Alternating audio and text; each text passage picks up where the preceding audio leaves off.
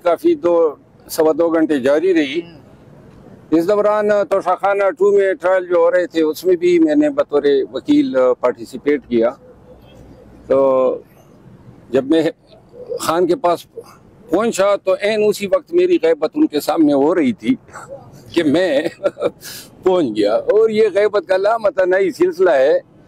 और इस दफ़ा वो बताया जा रहा था खान को कि ये जो हमारे साथी टूटे हैं ना, जो बिक गए, इनका इल्म हमें कम वेश 1 महीना कबल से था, लेकिन ये बातें शायद मसलियत के तहत मख्फी रखी गई, या शायद इस उम्मीद पे कि खबरें गलत होंगी और कोई member of the national assembly में लाइन ना हो जाए, बदनाम ना हो जाए। लेकिन हुआ वही जिनका हमें पता था। लेकिन खान साहब को भी इन चीज़ों का इल्म नहीं था, लाइलम थे। और मैंने कल एक चैनल को इंटरव्यू देते हुए कुछ बातें की थी जिस पर शायद आज जंग अखबार में कोई खबर भी आई है।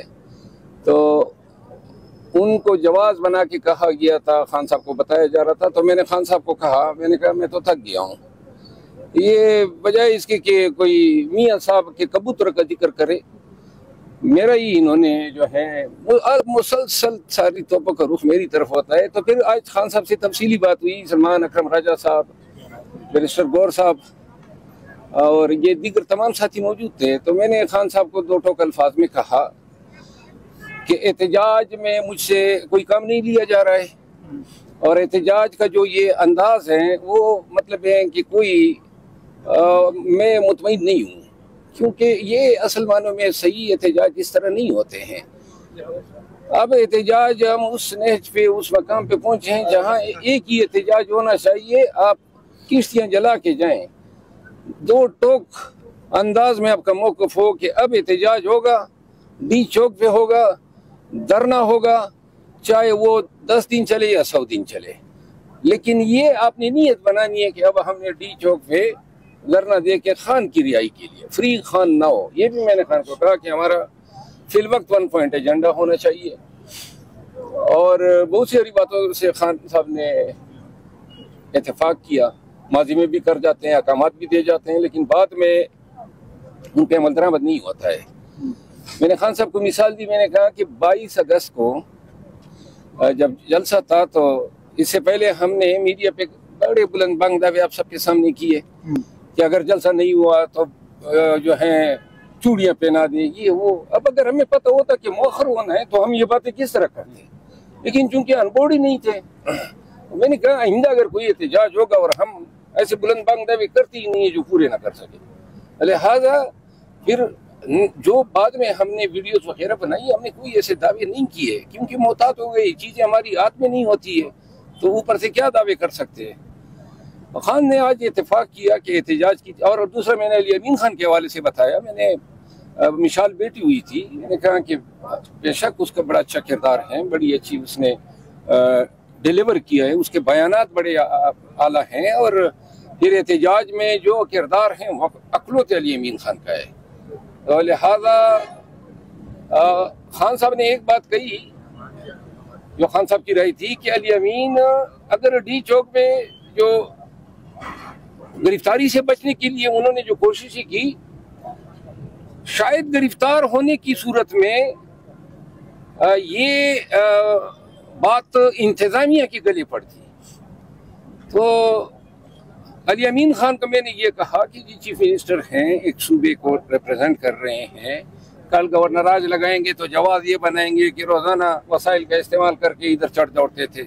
मैंने कहा उसको हम बैकअप में रख सकते हैं, हमेशा उन्होंने सपोर्ट किया है, लेकिन मैं इसका कायल नहीं हूँ कि अली अमीन खान जो हैं हम उसको कन्फ्रंटेशन पे ले जाएं। तो अब इस हवाले से फैसले हुए हैं, शायद सलमान अकरम राजा साहब और वो आज अनाउंस करेंगे। लेकिन ये इत्तेफाक हुआ है कि एहतजाज कमेटी को एहतजाज हवाले होगा, जिसमें खान साहब ने मियां असलम साहब का नाम बताया कि उनको भी रखें, अली अमीन खान को भी रखें, सलमान अकरम राजा साहब भी होंगे, गौर साहब भी होंगे, मैं भी हूँगा और 1-2। लेकिन ये हमारी कोशिश होगी कि इंतहाई छोटी कमेटी हो बजाय इसके कि हम इसको कोर कमेटी बना दें। अच्छा, अभी आपने कहा कि आप जब अंदर गए तो वहाँ पे आपके खिलाफ की बातें हो रही थी, ऐसा क्या आपने रात को कहा था जो कि जवाब बनाकर आपकी मैंने कुछ कहूँ या न कहूँ, बातें तो फिर करते हैं ना, वो बाई डिफॉल्ट हो जाती है। लेकिन ये है कि अब खान को भी पता है और मुझे भी इल्म है, लेकिन आज मैंने जरा शोर ज्यादा मचाया अंदर। क्या कहा आपने शोर? मैंने खान को कहा ये सिलसिला आप ही बंद करें, इनको शट अप कॉल दें। ये आपके पास आके इनको कोई ये गुमान आता है, आप खुश होते हैं और ये मजीदिन कर रहे होते हैं, फिर कोई जनाब खिचड़ी पका के ले आते हैं। मैंने कहा मुझ पे वक्त ज़ाय कर रहे हो, कबूतरबाज की बात करो, ये गवर्नमेंट के हथकंडों की बातें करो ना, आपके साथ हो क्या रहा है उन पे वक्त ज़ाय करो ना, मेरे पीछे क्यों पड़े हो।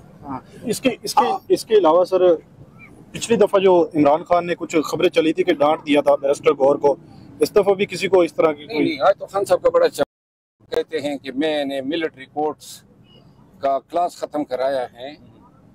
तो खान साहब ने कहा कि आवाम को ये ज़रूर बता दे कि अगर ये मुझे मिलिट्री कोर्ट ले जाना चाहते हैं तो ले जाएं, मुझे परवाह ही नहीं है।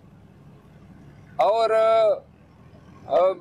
अगर ये मिलिट्री कोर्ट किसी बाशऊर, बाज़मीर और जमहूरियत पसंद आदमी का ज़मीर इजाज़त देता है तो हुकूमत का साथ दें, लेकिन अगर ऐसी कोई बात नहीं है, उन्होंने कहा ये मेरे हवाले, और आज मीडिया को भी उसने बताया कि मैं मिलिट्री ट्रिब्यूनल से मुझे मत डराया और धमकाया जाए। एहतजाज जब कौन लीड करने एक बात और की जो बड़ी, उन्होंने कहा जी 10 अयाम तक एक काल कोठड़ी में उसको रखा गया और उसमें गप अंधेरा किया गया था।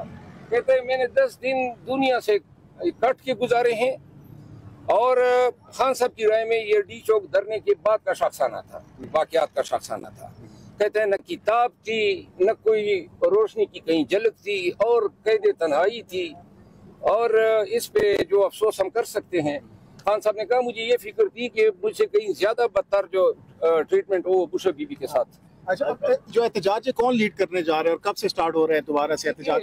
ये लीड करने वाली बात ना करो ना, लोग फिर कहते हैं क्रेडिट ले जाता है। तो कब से